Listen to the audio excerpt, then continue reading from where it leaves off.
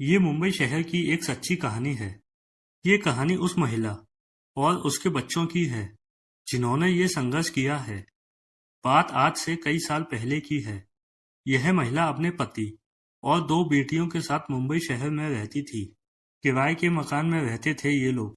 महिला हाउसवाइफ थी, यानी अपने पति और बच्चों की देखभाल में पूरा दिन व्यस्त। दोनों बेटियों की उम्र 10 साल से कम थी। लोअर मिडिल क्लास फैमिली थी। आत्मसम्मान के साथ रहने भर की आमदनी हो जाती थी।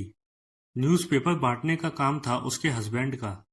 बहुत मेहनत का काम होता है ये, खासकर मुंबई में, क्योंकि आपको हर बिल्डिंग में जहां पर लिफ्ट नहीं है वहां पर सीढ़ियों पर बहुत ऊपर नीचे चढ़ना और उतरना पड़ता है।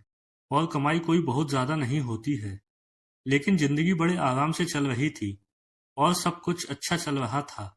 तभी एक बड़ा हादसा हो गया और परिवार पर मुसीबतों का पहाड़ टूट पड़ा।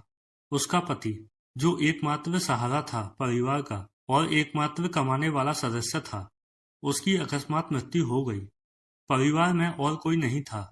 ये एक छोटा परिवार था। दोनों बच्चे स्कूल जाते थे। उनकी पढ़ाई का खर्च और घर चलाने का खर्च अलग से। कोई और प्रॉपर्टी या जमा किया हुआ पैसा नहीं था उन लोगों के पास। किराए का घर था। इस हालत में आप अंदाजा लगा सकते हैं कि क्या गुजरी होगी उन पर। कुछ दिन शोक में रहने के बाद उस महिला ने तय किया कि अगर जिंदगी को जीना है तो जिंदगी में संघर्ष करना होगा, परेशानियों से लड़ना होगा, चाहे जो हो जाए। हारना नहीं है और हार नहीं मानना है।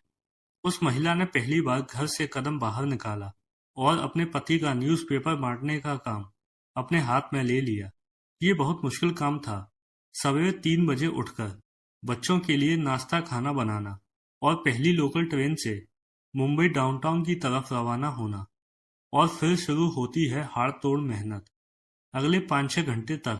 और फिर घर लौटकर बच्चों के लिए फिर खाना बनाना और घर की देखभाल करना। मुंबई महानगर को यूं ही नहीं कहा जाता सपनों की नगरी। ये महानगर सबको मौका देता है सफल होने का। जो इस शहर में मेहनत मन से करता है उसका सफल होना तय है। उस महिला ने पूरी लगन से और मेहनत से अपने पति का काम संभाल लिया और काम चलता रहा।